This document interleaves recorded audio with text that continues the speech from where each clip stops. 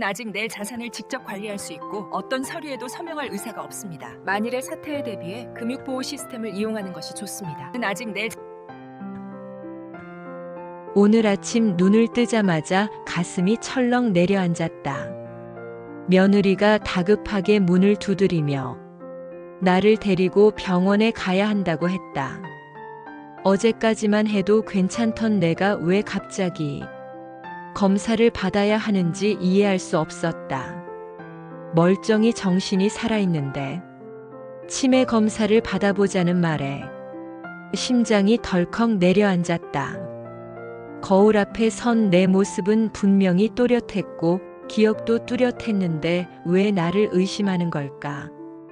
병원에 도착했을 때 며느리와 의사가 속삭이며 나를 바라보는 그 눈빛은 마치 무언가를 짜고 있는 것 같아 더 불안했다.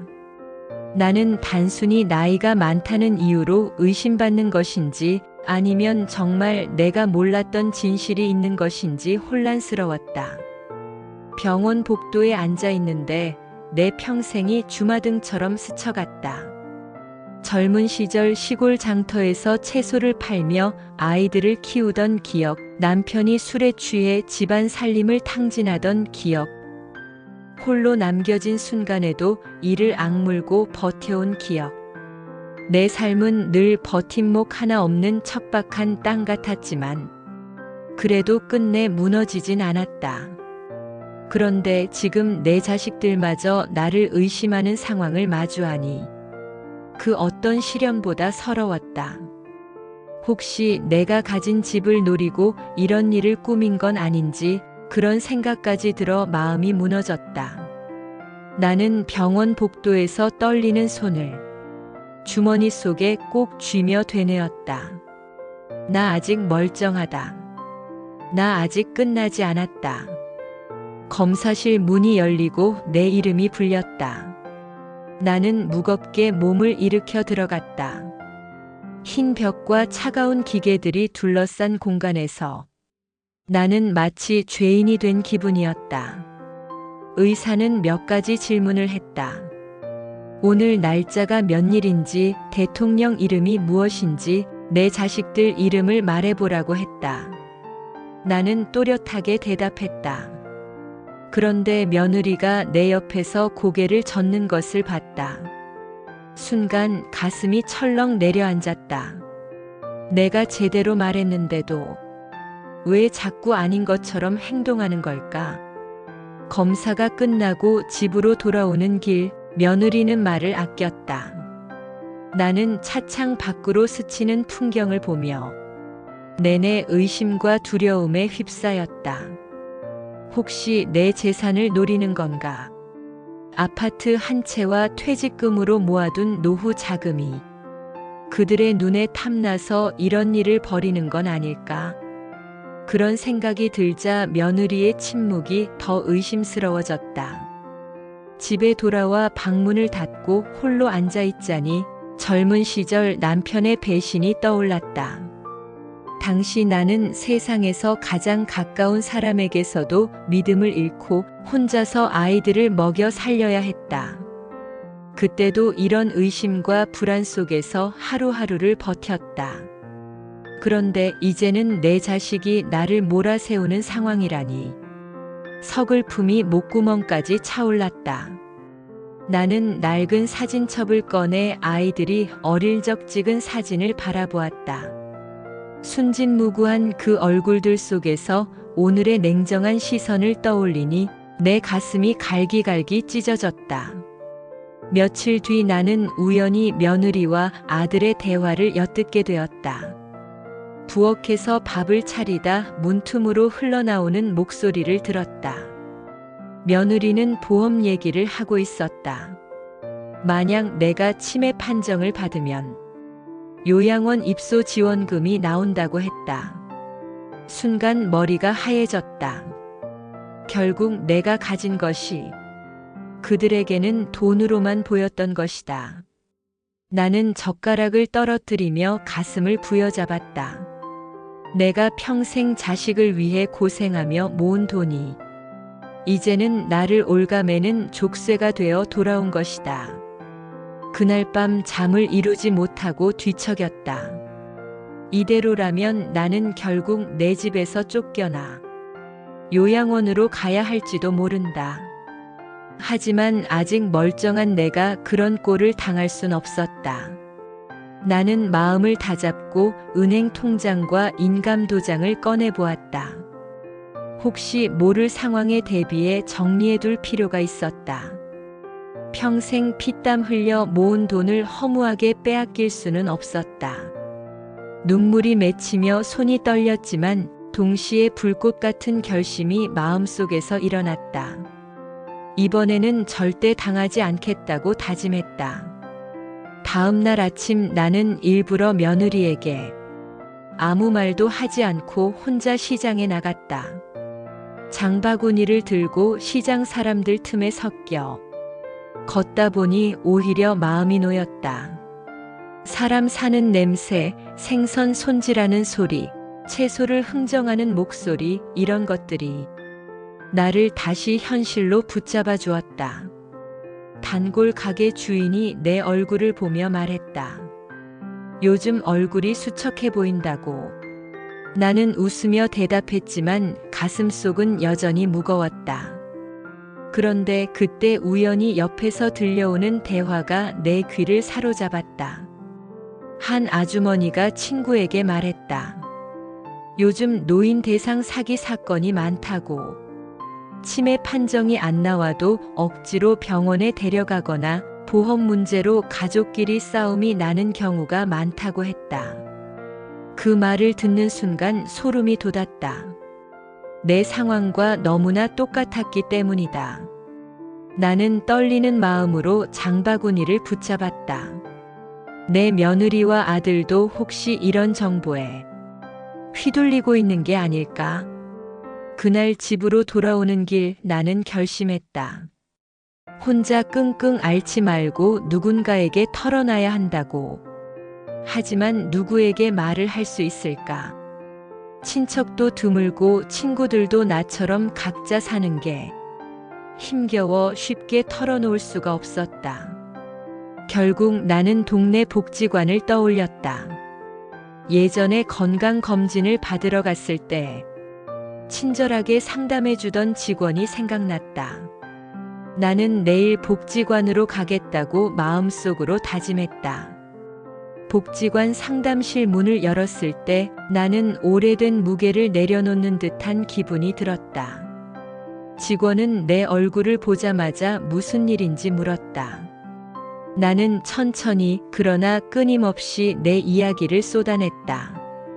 치매 검사를 강제로 받게 된 일, 며느리와 아들의 대화에서 들은 보험 얘기, 그리고 내 재산에 대한 불안까지.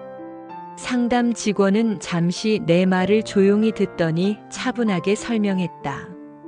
최근 정부에서 치매 국가 책임제를 강화하면서 검진이 의무적으로 권장되는 경우가 많다고 했다. 또한 요양원 입소 지원금이나 장기요양보험은 환자를 위한 제도이지 가족이 돈을 챙길 수 있는 구조가 아니라고 말했다.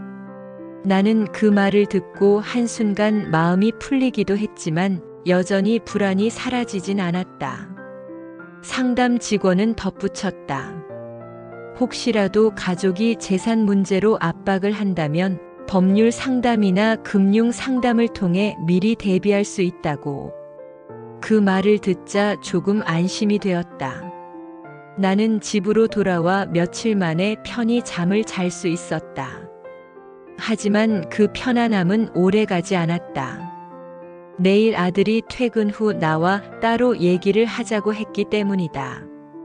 그의 표정은 어딘가 굳어 있었고 나는 다시 가슴이 두근거리기 시작했다. 아들이 집으로 돌아왔을 때 나는 조심스레 차를 내어주며 그의 얼굴을 살폈다. 아들은 한숨을 내쉬며 말했다. 엄마, 오해하지 말라고. 며느리와 얘기하는 걸 들었을지도 모르지만 우리는 절대 엄마를 요양원에 보내려는 게 아니라고. 다만 혹시 모를 상황에 대비하려고 했던 것뿐이라고. 나는 그 말을 들으면서도 마음이 쉽게 풀리지 않았다. 아들은 이어서 말했다. 사실 본인이 직장에서 구조조정 이야기를 들었다고. 언제 일자리를 잃을지 모르는 상황이라 불안해서 보험이나 지원 제도에 관심을 가지게 된 거라고. 나는 순간 멍해졌다. 그제야 아들의 피곤한 얼굴과 퀭한 눈빛이 눈에 들어왔다. 그는 내 재산을 노린 게 아니라 자기 인생이 무너질까 두려워서 발버둥 치고 있었던 것이다. 나는 마음이 복잡해졌다. 서운함과 안도감이 뒤섞이며 눈물이 맺혔다.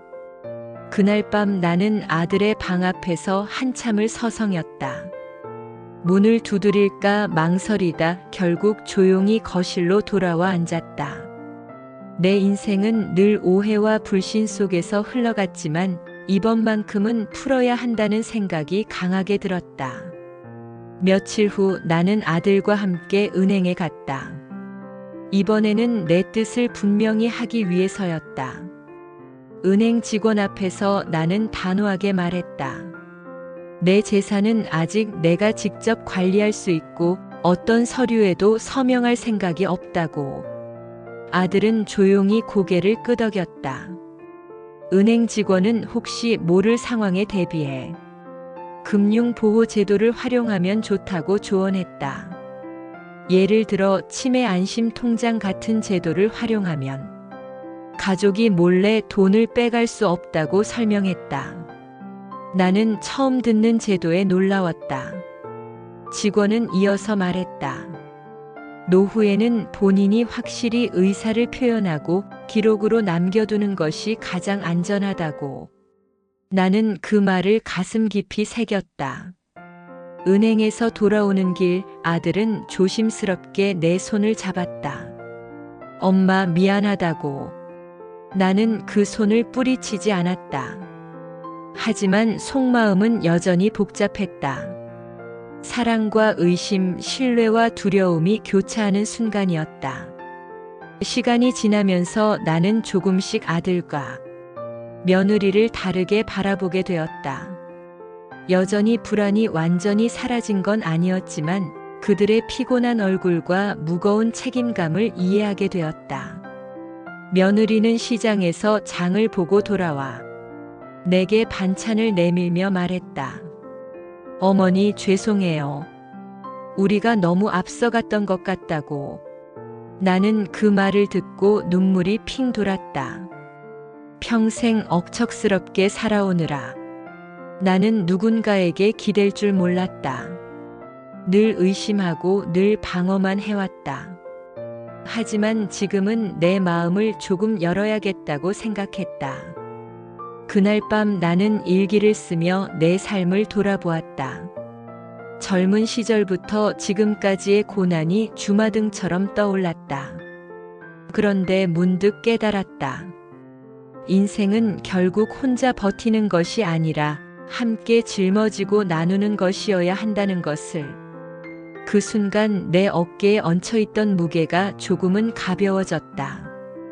그 후 나는 복지관에서 다시 상담을 받으며 실질적인 준비를 시작했다. 첫째, 금융보호제도를 등록해 혹시 모를 재산 문제를 예방했다. 둘째, 건강관리 계획을 세워 정기적으로 병원에 다니며 검진을 받았다. 셋째, 가족들과 대화를 기록하고 필요한 부분은 문서로 남겨 오해가 생기지 않도록 했다. 이 세 가지를 실천하면서 내 삶은 조금씩 안정감을 되찾았다. 무엇보다도 마음의 평화가 찾아왔다. 더 이상 내 자식들이 나를 해치려 한다는 생각보다는 그들도 불안한 시대 속에서 살아남으려 발버둥 치고 있다는 사실을 인정하게 되었다. 그날 밤 나는 창문을 열고 가을 바람을 맞으며 오래도록 하늘을 바라보았다. 이제야 진짜 내 삶의 마지막 장을 준비할 수 있다는 생각이 들었다. 나는 이제 두렵지 않다. 젊은 시절 수많은 역경을 견디며 살아남았고 지금도 여전히 내 의지를 지킬 수 있다. 물론 오해와 갈등은 아프다. 하지만 그 속에서 나는 진짜 가족의 의미를 알게 되었다. 아들과 며느리는 이제 나를 전보다 더 자주 살피고 함께 대화하려 노력한다. 나 역시 그들을 의심하기보다는 이해하려 애쓴다. 살아온 길을 돌아보면 내 인생은 언제나 반전에 반전을 거듭했다. 가난 속에서도 아이들을 키워냈고 남편의 배신 속에서도 버텼으며 노후에도 여전히 나는 흔들리지만 무너지지 않았다. 이것이 바로 내 인생의 힘이다. 앞으로도 나는 세 가지를 잊지 않을 것이다. 첫째, 내 권리를 지키기 위해 기록하고 대비한다. 둘째, 내 건강을 위해 꾸준히 관리한다. 셋째, 가족과 대화하며 서로를 이해한다. 이것이 내가 내린 결론이자 내 인생의 마지막 교훈이다. 나는 창밖을 바라보며 작은 미소를 지었다. 인생은 여전히 끝나지 않았다. 나는 아직 내 길을 걸어가고 있다.